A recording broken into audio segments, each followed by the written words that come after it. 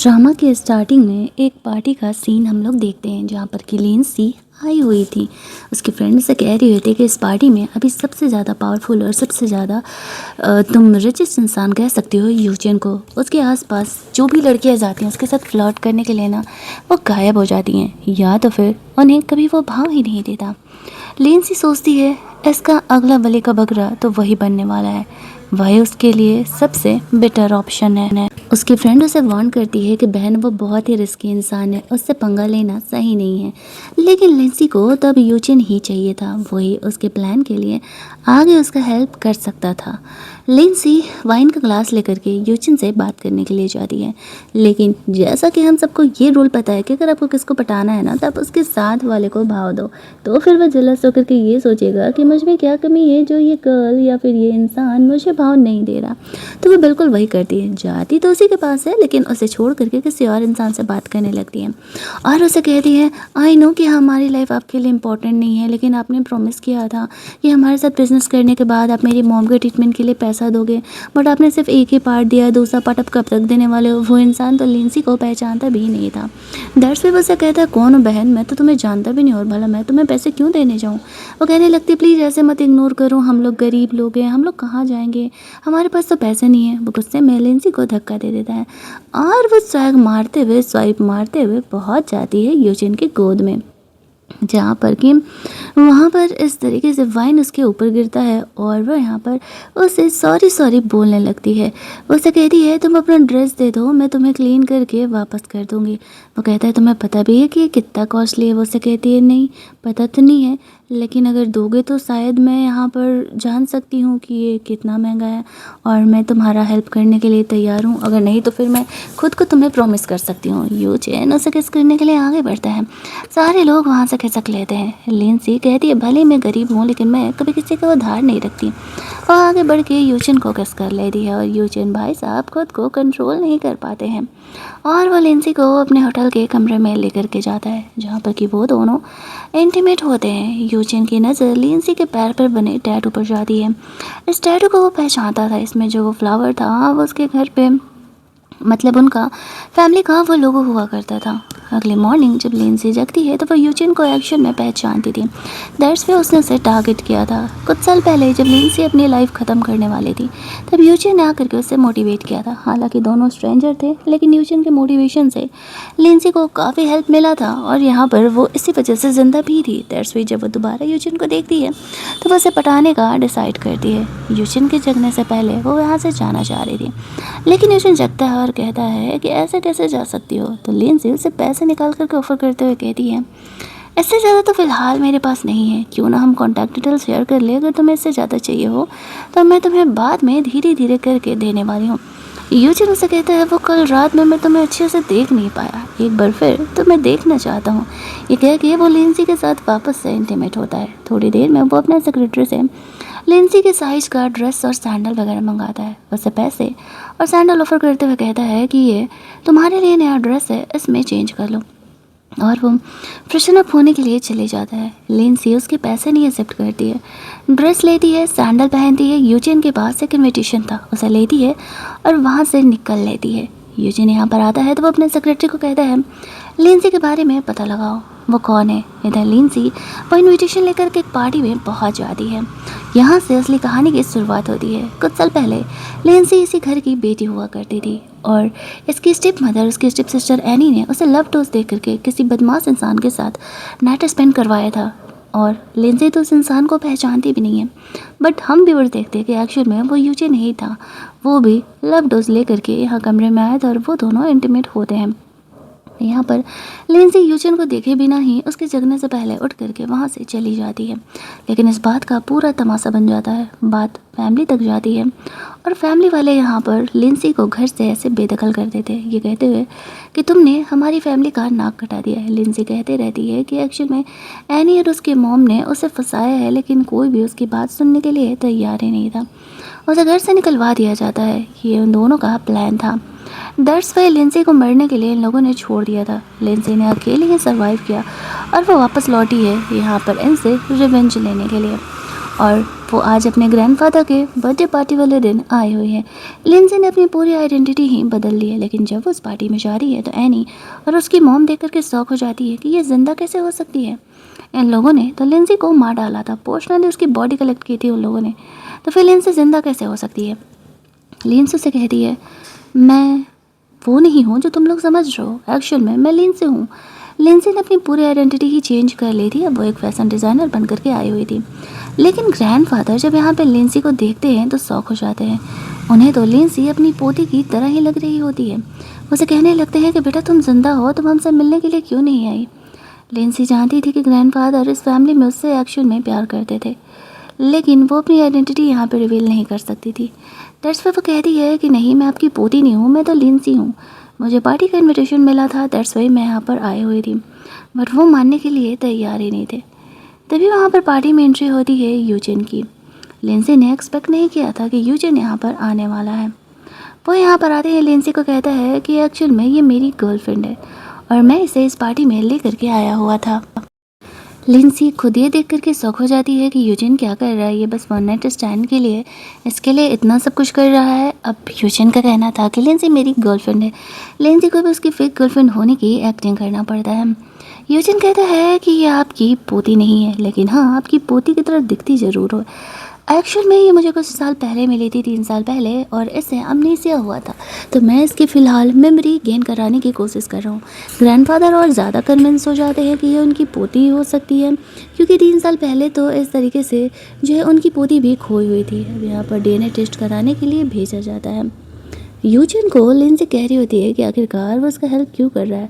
Eugene ने Linsey के बारे में सब कुछ पता लगा लिया था, 3 साल पहले का उसका डाटा नहीं था, बट वो समझ जाता है कुछ ना कुछ तो गड़बड़ है। वो लिंसी को पहचानता नहीं था, वो जानबूझ कर उसका हेल्प करने के लिए यहाँ पर आया हुआ था।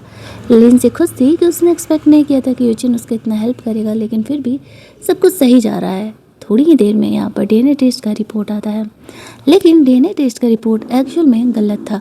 एनी की मॉम ने उस रिपोर्ट को चेंज कर दिया था। वो लोग एक वीडियो दिखाते हैं जहाँ पर कि लिंसी का डीएनए टेस्ट जब कराने के लिए जाया जाता है तो उसके स्टेप मदर किस तरीके से जाकर के किसी को कॉल करके बोलती हैं कि एक्चुअल में कुछ भी करो, लिंसी का ओरिजिनल डीएनए टेस्ट रिपोर्ट यहाँ नहीं आना चाहिए। यूजिन कहता है ग्रैंडफादर बायोलॉजिकली ये आपकी पोती है, ये है असली डीएनए टेस्ट का रिपोर्ट। लिंसी यहाँ पर अमनेसिया होने की एक्टिंग ही कर रही होती है। अब यहाँ पे ग्रैंडफादर को जब पता चलता है कि एनी के मॉम ने ये सब कुछ जानबूझ करके किया है तो वो बहुत ही ज़्यादा भड़कने लगते हैं। एनी के मॉम का कहना था कि एक्चुअल में हमने खुद लिंसी की डेड बॉडी कलेक्ट की थी, तो मैं कैसे मान सकती हूँ कि वो जिंदा है। क्या पता कोई और इम्पोस्टर यहाँ पर आकर के उसकी जगह लेने की कोशिश करी होगी, दैट्स वाई मैंने यहाँ पर इनका हेल्प किया था। ग्रैंडफादर भड़क जाते हैं, तो तुम्हें किसने कहा था ऐसा करने के लिए? डीएनए टेस्ट रिपोर्ट जब सही आता तो तुम्हें उसे चेंज करने की क्या ही ज़रूरत थी। वह लिंसी को घर वापस आने के लिए कहते हैं। लिंसी से कहती है बट ग्रैंडफादर मुझे नहीं लगता है कि एनी की मॉम मेरी असली मॉम है, वरना मुझे कभी घर आने से रोकती ही नहीं। उसे बताया जाता है कि ये तुम्हारी स्टेप मदर है। लिंसी जानबूझ करके कहती है तो मेरी मॉम कहाँ है। उसके डैड उसे बताते हैं कि तुम्हारी मॉम ने एनी के मॉम का बेबी हर्ट किया था, दैट्स वाई वो मेंटली इल हॉस्पिटल में है। लिंसी कहती है लेकिन एनी तो मेरी ही एज की दिखती है, कि आपने मेरी मॉम को चीट किया था, दैट्स वाई तो वो मेरी ही एज की होगी ना। उसके डैड के पास कुछ कहने के लिए था नहीं। पूरी फैमिली की तो फुल ऑन यहाँ पर बदनामी ही हो रही होती है। ग्रैंडफादर जैसे तैसे सिचुएशन को संभालते हैं और कहते हैं बेटा उन बातों को छोड़ो, वो ऑलरेडी बहुत बदनामी हो चुकी है। मैं चाहता हूँ कि तुम घर आओ, तुम्हें तुम्हारा कमरा, तुम्हारे हिस्से के कंपनी के शेयर सब कुछ मैं दिलाने वाला हूँ, क्योंकि तुम मेरी पोती हो। लिंसी कहती है ठीक है, लेकिन अभी जब तक घर क्लीन नहीं होता तब तक मैं कुछ दिनों के लिए यूजिन के साथ ही रहने वाली हूँ। ग्रैंडफादर मान जाते हैं। वो लोग वहाँ से बाहर निकलते हैं तो उसका एक्स यान यहाँ पर आता है, जो कि उसी की बहन एनी के साथ उसे धोखा दे रहा था। अब वो लिंसी को देख करके कह रहा होता है कि मैं तो तुम्हारा पहला प्यार था ना, तो मैं सच में अमनेसिया हुआ है। लिंसी उसे कहती है अगर नहीं भी हुआ होता तो भी मैं तुम्हारे साथ नहीं रहने वाली थी। तुम इतने बड़े टीचर थे कि तुमने मुझे छोड़ करके मेरी ही सौतेली बहन के साथ फेयर किया था, दैट्स वाई। उसे रिजेक्ट करके वो यूजिन के साथ बाहर जाती है। अब वो यूजिन से पूछ रही थी कि आखिरकार वो उसका हेल्प क्यों कर रहा है। यूजिन उसे कहता है क्योंकि मुझे तुम्हारी कहानी काफ़ी इंटरेस्टिंग लगती है, जिस तरीके से तुमने ये अमनेसिया होने का एक्टिंग किया है उसी वजह से मैं अब तुम्हारी हेल्प करना चाहता हूँ। वैसे भी उस नाइट के बाद मैं तुम में सच में काफ़ी इंटरेस्टेड हूँ। लिंसी सोचती है कि जब तक यूजिन उसमें इंटरेस्टेड है तब तक क्यों ना सच में अपना फ़ायदा निकाल लिया जाए। तभी हम लोग देखते हैं कि यहाँ पर यूजिन को कॉल आता है और लिंसी तब तक वहाँ से जा चुकी थी। यूजिन लिंसी का हेल्प कर रहा होता है इनडायरेक्टली। अगले दिन लिंसी हॉस्पिटल पहुँचती है अपनी मॉम से मिलने के लिए। उसकी मॉम यहाँ पर मेंटली थोड़ी अनस्टेबल हो चुकी थी और लिंसी को वो पहचान नहीं पाती है। वो पागलों की तरह बिहेव कर रही होती है। लिंसी वहाँ पर जा कर के अपनी मॉम से जब मिल कर के लौट रही होती है, तभी यहाँ पर एक इंसान उन्हें फॉलो कर रहा था और उसके पिक्चर्स वीडियोस ले लेता है। ये बात लिंसी को पता चलता है तो वो वहाँ से निकलने का कोशिश करती है, लेकिन यूजिन उसे रोक लेता है। वो उसे कहता है कि मुझे पता है कि तुम वही हो और तुम अमनेसिया होने की फेक एक्टिंग कर रही हो। मैंने तुम्हारे बारे में सब कुछ पता लगा लिया है। फिर वो उसे उस इंसान के पास लेकर के जाता है जो कि यानी कि मॉम के कहने पर उनके फ़ोटोज़ वीडियोस ले रहा होता है। उनके प्रूफ को वो लोग डिलीट कर देते हैं। तब तक लिंसी का प्लान पूरा नहीं हो जाता, तब तक वो लोग ये अपनी प्रॉब्लम को और अपनी चीज़ों को रिवील नहीं कर सकते थे, वरना अगर बाहर सबको पता चलता तो अब इससे बात है कि लिंसी अमनेसिया होने की एक्टिंग कर रही है, ये बात सबको पता चल जाता। यूजिन यहाँ पे लिंसी को ऑफ़र करता है कि वो एक्चुअल में उसकी गर्लफ्रेंड बन जाए।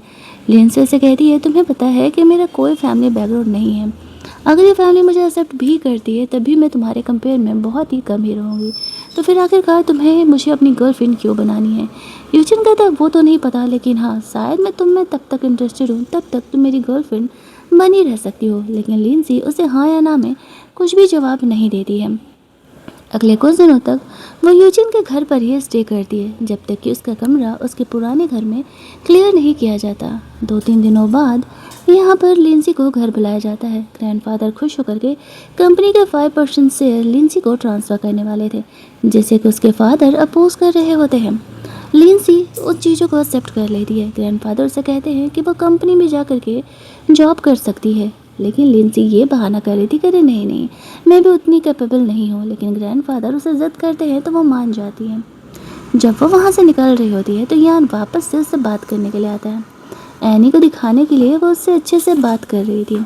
एनी यहाँ पर आते ही और वो लिंसी पर गुस्सा करने लगती है कि वो अब भी उसके फियोंसे के साथ अफेयर चला रही है। लिंसी हंसते हुए कहती है यूजिन को छोड़ करके मैं यान को चूज करने वाली हूँ, तुम्हें ऐसा लगता है? और कह के वहाँ से चली जाती है और दोनों आपस में लड़ने लगते हैं। उसे ऐसा लगता है कि यान अब भी लिंसी में इंटरेस्टेड है। लिंसी सोचती है एक एक करके वो सबसे बदला लेगी। फिर वो अपनी बेस्ट फ्रेंड से मिलने के लिए जाती है। उसे उसके बारे में सब कुछ सच पता था, लेकिन वो यूजिन के बारे में बताती है कि जीजी उसकी बचपन की फ्रेंड है। मैंने तो ये भी सुना है कि वो उसकी फर्स्ट लव है। तुम उसका पावर इस्तेमाल करो, उसका नाम इस्तेमाल करो, लेकिन वैसे इंसान से प्यार मत कर लेना, क्योंकि अगर प्यार करोगी तो एट द एंड सिर्फ दिल ही टूटेगा। एट द एंड तो वो जीजी से ही शादी करेगा ना, इसी वजह से। लेकिन लिंसी के प्लान्स अब थोड़े बड़े थे और वह यहाँ पर उसे इतनी आसानी से अब जाने नहीं देने वाली थी। दूसरी तरफ हम लोग देखते हैं कि बातों से अनजान यूजिन लिंसी से मिलने के लिए जाता है। वो उसे हॉस्पिटल लेकर के जाता है जहाँ पर कि डॉक्टर उसकी मॉम को चेक करके बताते हैं कि उसकी मॉम को रेगुलर बेसिस पर कुछ ऐसा दवा दिया जा रहा था जिस वजह से कि वो मेंटली इल होते जा रही थी। लेकिन जब से हमने उनका वो दवा बंद किया है वो धीरे धीरे रिकवर कर रही है और सब कुछ ठीक हो जाएगा। ये सुन करके उसकी मॉम तो बहुत ज़्यादा ही खुश हो जाती है कि एक्चुअल में उसकी मॉम ठीक हो सकती है। उसने कभी एक्सपेक्ट ही नहीं किया था। वो यूजिन को थैंक्स बोलने के लिए घर लेकर के जाती है और वो दोनों वापस से इंटीमेट होते हैं। उनका रिलेशनशिप तो एक नॉर्मल कपल की तरह चल रहा होता है, लेकिन लिंसी यूजिन से अब प्यार करने लगी थी। बस ये बात यूजिन को मुँह पर वो नहीं कहती है। वो उसका हेल्प करना चाहता था, लेकिन लिंसी उसे कहती है कि अपनी फैमिली की प्रॉब्लम वो खुद ही सॉल्व कर लेगी। छोटे छोटे चीज़ों के लिए वो यूजिन को परेशान नहीं करना चाहती है। लेकिन यूजिन का प्यार पा करके और सपोर्ट पा करके वो बहुत ही खुश थी। जब वो घर जाती है तो एक्चुअल में वो काफ़ी ज़्यादा टायर्ड थी। ग्रैंडफादर से वो कह रही होती है कि वो आने वाले डिज़ाइन कंपटीशन में पार्टिसिपेट करना चाहती है। ग्रैंडफादर कहते हैं ठीक है, अगर तुम जीत जाती हो तो तुम्हें 5% शेयर और मैं दे दूँगा। ये सुन करके लिंसी तो बहुत खुश हो जाती है, लेकिन एनी जेलस होकर के कहने लगती है कि तब तो मैं भी पार्टिसिपेट करूँगी। ग्रैंडफादर कहते हैं ठीक है, तो दोनों बहनों में से जो भी ये कंपटीशन जीतेगा उसे मैं 5% शेयर देने वाला हूँ। लिंसी जानती थी कि वो ऐसा करेगी, दैट्स वे उसने उसे प्रोवोक करने के लिए ऐसा किया था। आफ्टर दैट हम लोग देखते हैं कि वो ऐसे कंपटीशन में पार्टिसिपेट करती है और वो यहाँ पर आ करके लिंसी कहीं कुछ पुराने डिज़ाइन दिखा रही होती है। 3 साल पहले भी जो वो जीती थी ना, वो इसी वजह से जीती थी क्योंकि यहाँ पर उसने लिंसी के डिज़ाइंस को इस्तेमाल किया था। अब लिंसी यहाँ पर कहती है कि एक्चुअल में बात कुछ ऐसा है कि ये डिज़ाइंस इस डिज़ाइनर के हैं और वो डिज़ाइनर कोई और नहीं, मैं हूँ। एनी कह रही है यूँ ही तुम मुझ पर ब्लेम नहीं लगा सकती, अगर एक्चुअल में तुम वो डिज़ाइनर हो तो हमें प्रूफ दो। तो लिंसी स्टेज पर जाती है और वो उसे प्रूफ देती है और कहती है कि एक्चुअल में ये मेरे डिज़ाइंस हैं जो कि मैंने 3 साल पहले बनाए थे। अब एक्चुअल में ये बात सच था तो वो लोग इस बात को सुन करके काफ़ी ज़्यादा ही वाले शौक हो जाते हैं। खुद यहाँ पर यूजिन को भी नहीं पता था कि एक्चुअल में लिंसी एक फेमस डिज़ाइनर है। अब एनी की यहाँ पर काफ़ी बदनामी होने लगती है, सब लोग उसे बायकॉट करने लगते हैं क्योंकि उसने लिंसी के डिज़ाइन चोरी करके अपने डिज़ाइंस बताए थे और इतना ही नहीं, उसने कंपटीशन भी जीता था। लिंसी जो रिवेंज एनी से लेना चाहती थी वो रिवेंज एक्चुअल में कंप्लीट हो चुका था। सारे लोग उसे कंपटीशन से रिजेक्ट कर देते हैं और लिंसी ये कंपटीशन जीत जाती है।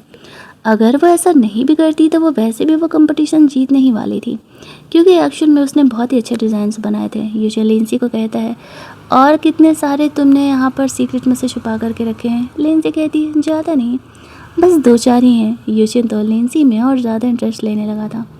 दोनों घर जा कर के रोमांस करते हैं जहाँ पर कि यूजिन को जीजी का कॉल आता है। उसे कहती है कि उसकी तबीयत ठीक नहीं है और वो हॉस्पिटल में है, क्या वो उससे मिलने के लिए आएगा। यूजिन जाने के लिए तैयार हो जाता है। लिंसी जेलस थी बट वो बोलती नहीं है, वो जानबूझकर के खुद का तबीयत ख़राब कर लेती है। ये सोचते हुए यूजिन की गर्लफ्रेंड जीजी से तो मिलना पड़ेगा और खुद भी हॉस्पिटल पहुंच जाती है। जहाँ पर कि हॉस्पिटल जब वो जाती है तो वहाँ पर यूजिन को पता चलता है कि लिंसी भी एडमिट है। वो ये सुन के शौक हो जाता है, सुबह तक तो ठीक थी, अचानक से उसे क्या हो गया।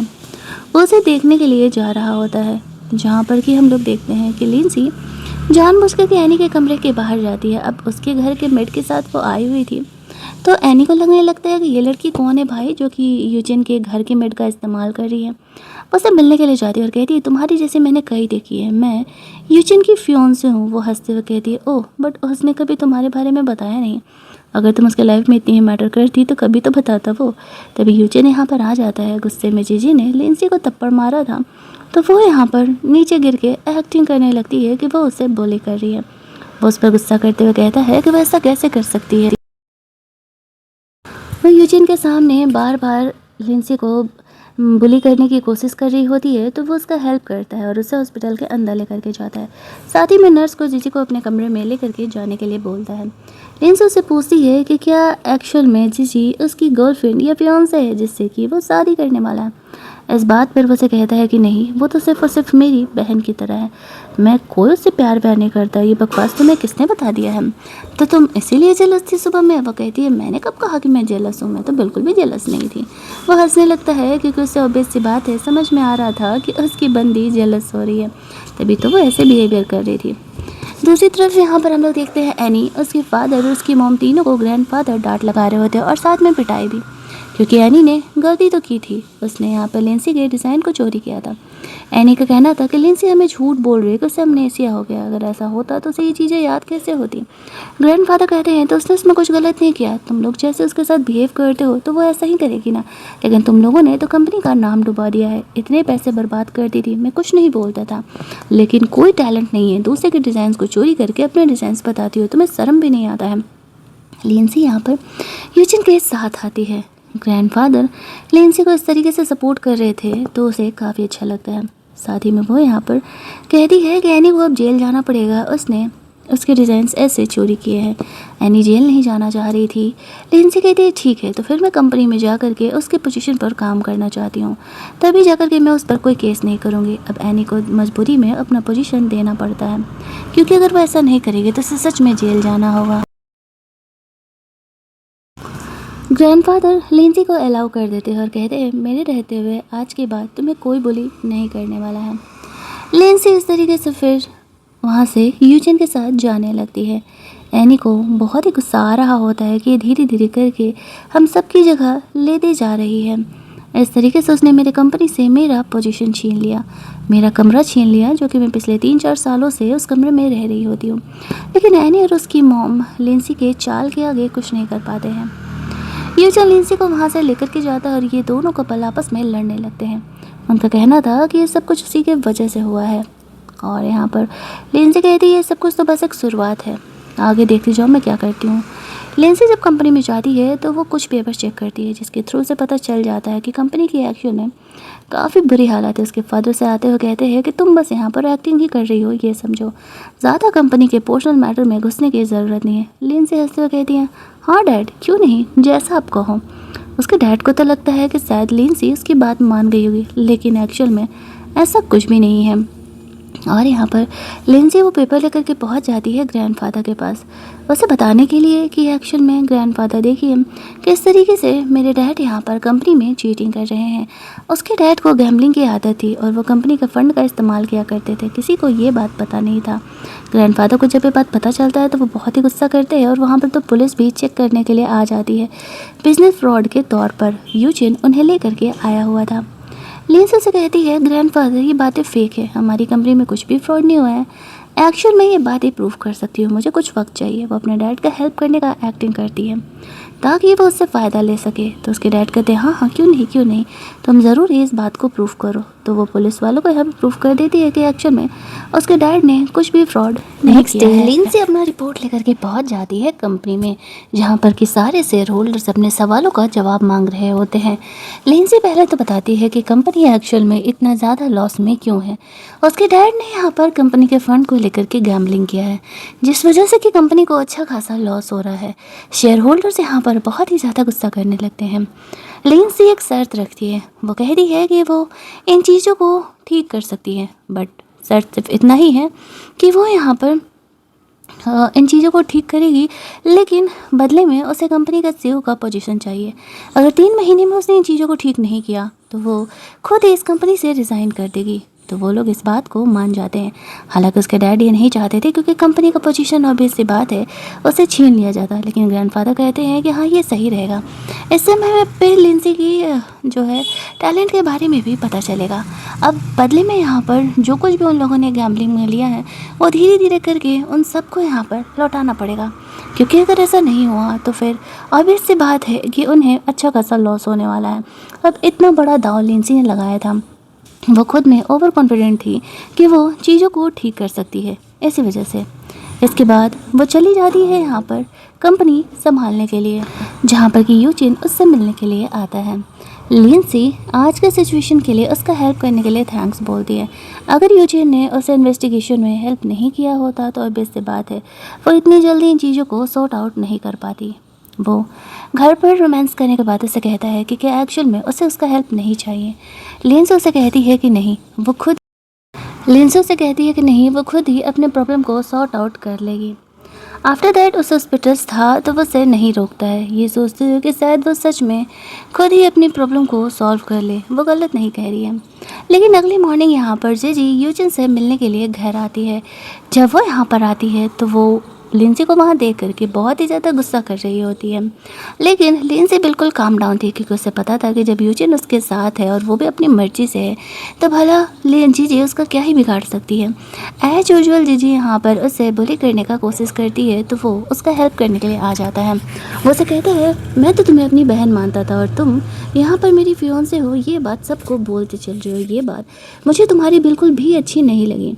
लिंसी का वो सपोर्ट करता है और कहता है कि लिंसी मेरी होने वाली वाइफ है और अगर तुम मुझसे आगे कोई और रिलेशन रखना चाहती हो तो तुम्हें यहाँ पर इस बात को एक्सेप्ट करना होगा।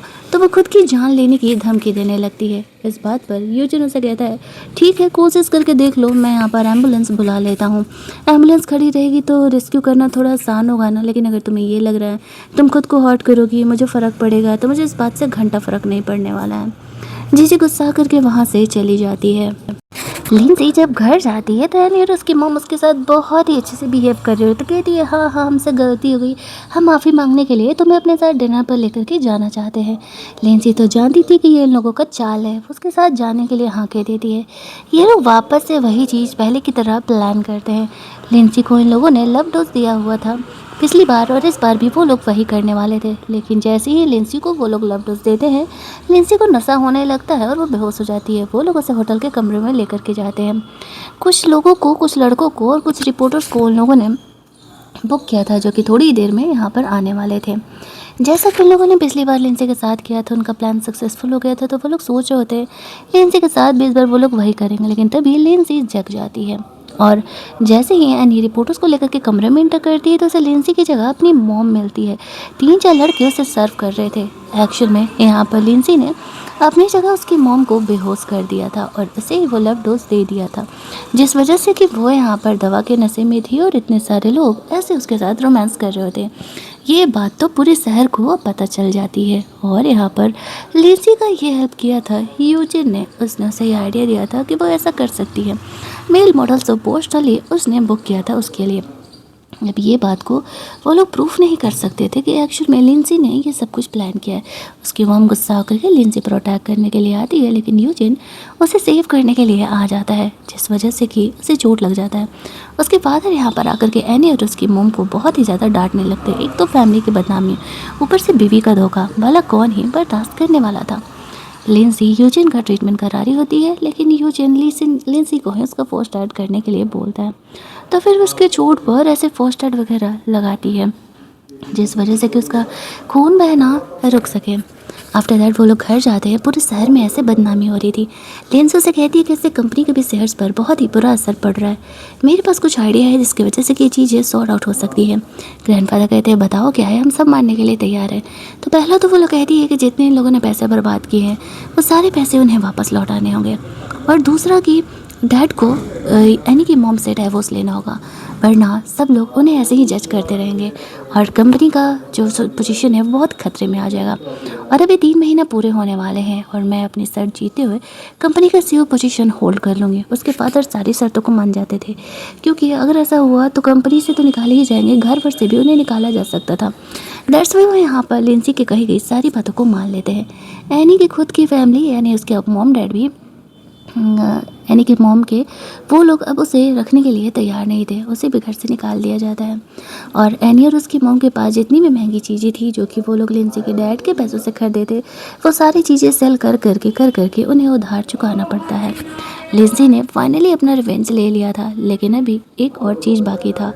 डाइवोर्स के बाद भी एनी और उसकी मॉम यहाँ पर जैसे तैसे करके कैसे न करके लिंसी के डैड के साथ रहने का ही प्लान कर रही होती है, क्योंकि उन्हें पता था आज नहीं तो कल वो लोग उसे मना लेंगे और यहाँ पर वापस से उसे इस अमीर वाले घर में रहने का मौका मिल जाएगा, क्योंकि हर जगह से तो उन्हें सिर्फ डांट और मार ही मिल रहा होता है, कोई भी उन्हें अपनाने के लिए तैयार नहीं था। अब ग्रैंडफादर लिंसी को कह रहे होते हैं कि तुम आज से ही कंपनी का सीईओ का पोजीशन संभालो। लिंसी एक्टिंग कर रही होती है कि डैड मैं इतनी ज़्यादा कैपेबल नहीं हूँ। ग्रैंडफादर तो वो कहते हैं मैं कह रहा हूँ ना कि तुम बहुत ही कैपेबल हो, तुम छोड़ो। मेरा खुद का बेटा ने क्या हरकत किया कंपनी में वो तो मैंने देख ही लिया। अब यहाँ पर तुम कंपनी का पोजीशन संभालो तो सब कुछ सही जाएगा। लिंसी कहती हाँ ठीक है, अब आप इतना कह रहे हो तो मैं करने के लिए तैयार हूँ, आपके लिए तो मैं कुछ भी करने के लिए तैयार हूँ। ऐसे ऐसे करके वो लोगों ने एनी के भी हिस्से के शेयर्स छीन लिए थे। लिंसी धीरे धीरे अब अपना हर एक चीज़ का रिवेंज ले रही होती है। जो कुछ कि इन लोगों ने उसके और उसकी मॉम के साथ किया वो सब कुछ एक एक करके लौटा रही थी। एनी के डैड और उसके मॉम दोनों ही अब डाइवोर्स लेकर के अलग हो चुके थे। फिलहाल के लिए एनी और उसकी मॉम कहीं और रह रहे होते हैं।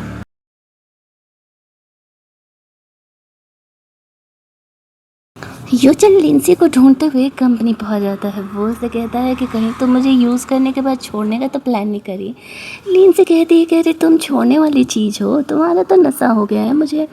वो दोनों वापस से एक दूसरे के साथ इंटीमेट होते हैं, जहाँ पर कि लिंसी अपने पुराने पास्ट के बारे में उसे बता रही थी कि इस तरीके से एनी और उसके मॉम ने उसे लव पोशन दिया था और वो ना जाने किसके साथ इंटीमेट हुई थी। यूजिन उससे पूछता है क्या वो जानना नहीं चाहेगी। लिंसी उसे कहती है कि नहीं, मेरे लिए मेरा रिवेंज मैटर करता है और अगर तुम्हारे लिए पास्ट मैटर करता है तो हम ब्रेकअप भी कर सकते हैं। वो कहता है कि नहीं, ये मैटर नहीं करता, मेरा भी ये फर्स्ट टाइम नहीं था। तभी वहाँ पे लिंसी को वोमिटिंग फील होने लगता है। यूजिन को लगता है कि कहीं वो प्रेग्नेंट तो नहीं है, लेकिन लिंसी उसे कहती है कि नहीं, शायद मैंने कुछ इधर उधर का खा लिया होगा, बाकी सब कुछ ठीक ही है। वो लोग इस बात को इग्नोर कर देते हैं, लेकिन लिंसी इस बात को लेकर थोड़ा सीरियस थी। यहीं दूसरी तरफ जीजी एनी से मिलने के लिए जाती है और कहती है क्यों ना हम साथ में मिलकर के काम करें। तो जीजी उसकी बात मान जाती है। अगले ही दिन वो पहुंच जाती है यहाँ पर यूजिन के ग्रैंडमदर के पास और जा कर के इतना ज़्यादा लिंसी का बुराई कर देती है कि वो बहुत ही बुरी है, ये है वो है। ग्रैंडमदर को भी लगने लगता है कि यूजिन आजकल किसी बुरी लड़की के चंगुल में फंस गया है, तो वो लिंसी से मिलने जाने का डिसाइड करती है। यहीं दूसरी तरफ लिंसी हॉस्पिटल में चेकअप कराने के लिए जाती है तो उसे पता चलता है कि एक्चुअल में वो प्रेग्नेंट है। ये बात सुन करके वो शॉक हो जाती है। उसने एक्सपेक्ट नहीं किया था। तब तक वहाँ पर जीजी ग्रैंड मदर को लेकर के आ जाती है। पहले तो वो लिंसी को डांट लगा रही थी, लेकिन जैसे ही वो लिंसी का शक्ल देखती है वो शॉक हो जाती है। वो लिंसी को जानती थी। कुछ साल पहले मार्केट में जब उनका पर्स खो गया था तब लिंसी ने उनका हेल्प किया था। वो जीजी से कह रही होती है कि तुम्हें ज़रूर ही कोई गलत फहमी हुई होगी।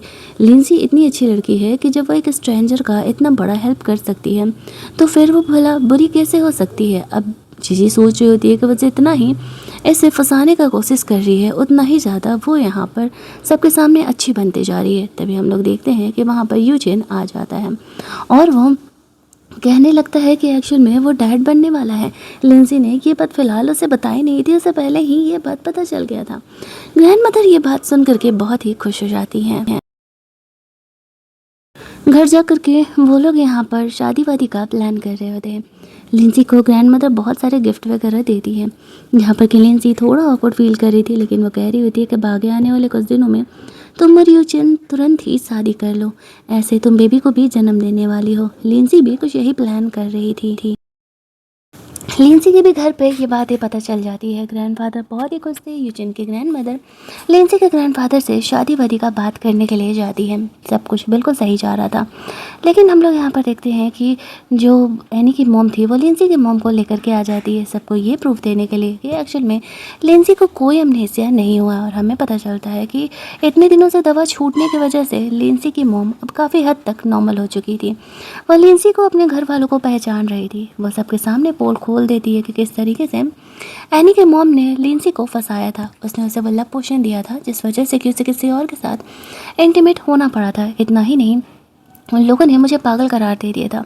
मैंने इसके बच्चे को नहीं मारा था, इसने खुद ही अपने बेबी को अबॉर्ट कराया था और ये मुझ पर ब्लेम लगा रही होती है। जब सारी बातें सामने आ जाती हैं तब यहाँ पर एनी और उसकी मॉम को अच्छा खासा खरी खोटी सुनाया जाता है। लिंसी अब भी अमनेसिया होने की ही एक्टिंग कर रहे थे। लड़ाई झगड़े में वो झूठ मूठ में नीचे गिर करके सर पर चोट लगने की एक्टिंग करती है और ये दिखाने लगती है कि उसे सब कुछ याद आ गया है। वो ग्रैंडफादर के सामने बताती है कि किस तरीके से इन लोगों ने उसे फ्रेम किया था। ग्रैंडफादर को जब ये बातें पता चलती है तो वो उन दोनों को घर से निकाल देते हैं, ये कहते हुए कि वो उन दोनों इतने ज़्यादा बुरे हैं। ये बात तो मुझे पता ही नहीं था, अगर मुझे पता होता तो मैं इन बदमाश औरतों को कभी घर में रहने ही नहीं देता। मतलब लिंसी का ये जो अमनेसिया वाला मैटर था वो यहीं पर ख़त्म होता है। एनी और उसकी मॉम को घर से निकाल दिया गया था। लिंसी खुश थी कि वो यूजिन के साथ शादी करके आराम से रह सकती है, लेकिन एक नई मुसीबत आने वाली थी। ये बात तो उसने सोचा ही नहीं था। आफ्टर दैट यूजिन और लिंसी अपने शादी के ड्रेसेस को ट्राई करने के लिए जाते हैं, जहाँ पर कि लिंसी के पास वो अपना वो हैंकी देखता है। लिंसी उसे बताती है जब वो खुद को ख़त्म करने के लिए जा रही थी तब यूजिन ने उसका जान बचाया था, लेकिन अभी यूजिन को ये नहीं पता था कि जिसके साथ वो दोनों फर्स्ट टाइम अपना नाइट स्पेंड किए थे वो दोनों खुद ही कपल है। शादी के ड्रेसेस वगैरह वो लोग देख ही रहे थे कि तभी वहाँ पर एक लड़की आती है, उसके साथ 4 साल का बेटा था और वो ये क्लेम कर रही होती है कि ये वही लड़की है जो कि यूजिन के साथ नाइट स्पेंड की थी। यूजिन को उसे देख करके बहुत ही अजीब फील होता है। वो सोचता है नहीं, ये वो लड़की हो ही नहीं सकती। अब लिंसी को कन्फ्यूजन होने लगता है कि यूजिन का सिचुएशन बिल्कुल उसकी तरह है, कहीं वही तो वो गर्ल नहीं हो सकती, लेकिन इस बात का कोई प्रूफ नहीं था, इसी वजह से वो बोलती नहीं है। यहाँ पर वो एक इयररिंग सिर्फ उसे मिला था लिंसी का। लिंसी देख करके डाउट में हो जाती है, कुछ तो गड़बड़ है यहाँ पर। तभी यूजिन का अंकल आता है और वो और ग्रैंड मदर मिल करके बोलने लगते हैं कि अब यहाँ पर तुम्हारी असली लेडी अब तुम्हारे बेटे के साथ आई है तो तुम्हें उसकी रिस्पॉन्सिबिलिटी लेनी चाहिए। लेकिन इतनी आसानी से तो वो मानेगा नहीं। डीएनए टेस्ट कराने का बात आता है, उसका अंकल डीएनए टेस्ट कराने के लिए जाता है, जहाँ पर कि सामने सच आ जाता है कि एक्चुअल में ये बेटा यूजिन का ही है। जब ये बात सामने आता है तो लिंसी यूजिन से कहती है कि अब जब ये लड़की जो कि तुम्हारे बच्चे को जन्म दिया और तुम्हारा बच्चा वापस आ चुका है तो आई थिंक कि हमारे रिलेशनशिप को कंटिन्यू करने का वक्त नहीं है। वो अपना ब्रेसलेट उसे देते हुए कहती है ये मेरे तरफ से तुम्हारे लिए तुम्हारा दिया हुआ लव टोकन है। यूजिन समझ नहीं पाता है, लव टोकन तो मैंने उसे दिया नहीं तो फिर ये मुझे लौटा के आ रही है, बट उसका वो ब्रेसलेट रख लेती है। आफ्टर दैट वो अपने घर जाती है, बिल्कुल कैजुअल थी, जैसे कुछ हुआ ही नहीं हो। ग्रैंडफादर लिंसी का ख्याल रख रहे थे, उसे ऐसा लग रहा था कि बेचारी का दिल टूटा होगा, लेकिन लिंसी ऐसे दिखा रही थी जैसे उसे फ़र्क ही नहीं पड़ता। वो अंदर ही अंदर कुछ ना कुछ तो प्लान कर ही रही होती है। यही दूसरी तरफ ग्रैंडमदर उसे फोर्स कर रही होती है कि यूचिन को अपने कंपनी के कुछ शेयर्स उस लड़की को देने होंगे। ये उसका बच्चा है, उसका खून है, तो वह इस बात को मना नहीं कर सकता और अगले कुछ दिनों में उसे इस लड़की से शादी करनी होगी। हालांकि यूचिन का मन नहीं था, बट वो ग्रैंडमदर के जिद पर हाँ कह देता है। हमें पता चलता है कि एक्चुअल में यूचिन का अंकल की गर्लफ्रेंड थी और ये उसी का बच्चा था। इसी वजह से डीएनए टेस्ट में वो यूचिन का बेबी निकला था, क्योंकि दोनों की फैमिली तो सेम ही थी। वो सब मिल करके यूचिन को फंसाने का प्लान कर रहा था उसकी कंपनी के शेयर्स लेने के लिए। अगले कुछ दिन ऐसे ही जाते हैं। यूचिन बहुत सैड दिखा रहा होता है, उसका दिल टूटा था, उसे शादी किसी और से करना पड़ेगा। लेकिन शादी वाले दिन एक भांडा फूट जाता है और यहाँ पर आती है लेंसी अपना प्रूफ लेकर के। वो सबको ये क्लियर करती है कि एक्चुअल में उसके अंकल का इस लड़की के साथ अफेयर चल रहा है और ये एक्चुअल में उसी की गर्लफ्रेंड है और ये बच्चा उसका है। ये लोग उससे मिल करके फंसा रहे हैं और उस रात वाली लड़की वो नहीं है, जबकि लेंसी है। लेंसी आकर के जब ये बात सबके सामने खुलासा करती है तो खुद यूचिन भी शॉक हो जाता है। उसने कभी एक्सपेक्ट नहीं किया था। वो उसे कहती है तुमने ये पहचाना कैसे? लेंसी से कहती है तुम्हें वो ब्रेसलेट याद है जो मैंने तुम्हें दिया था? उसका कंपेयर वाला कि इयरिंग मेरे साथ है। जब उस लड़की ने वो इयरिंग मुझे दिखाया तभी मैं पहचान गई थी कि मेरे ही वाला इयरिंग है। बस मैं अपने तरफ से कुछ सबूत जमा कर रही होती है। वो कुछ फुटेज वगैरह लेकर के आई थी, जिस वजह से कि चीज़ें यहाँ पर पता चल रही थी साफ तौर से कि एक्चुअल में वो लड़की कोई और नहीं, लेंसी ही है। फाइनली यहाँ पर उस लड़की को ऐसे घर से निकाल दिया जाता है, उसके अंकल को जेल भेज देता है वो। आफ्टर दैट वो और लेंसी दोनों एक दूसरे से शादी कर लेते हैं और हमारी ये कहानी यहीं पर एंड कर दी जाती है। अगर आपको ये कहानी अच्छी लगी होगी, वीडियो को लाइक और शेयर करना मत भूलना। चैनल को सब्सक्राइब कर लेना ताकि नए वीडियोज़ के नोटिफिकेशन आपको मिलते रहें। चलिए जल्दी से मिल लेते हैं हम लोग एक और नई कहानी के हिंदी एक्सप्लेनेशन में। तब तक के लिए कीप लिसनिंग।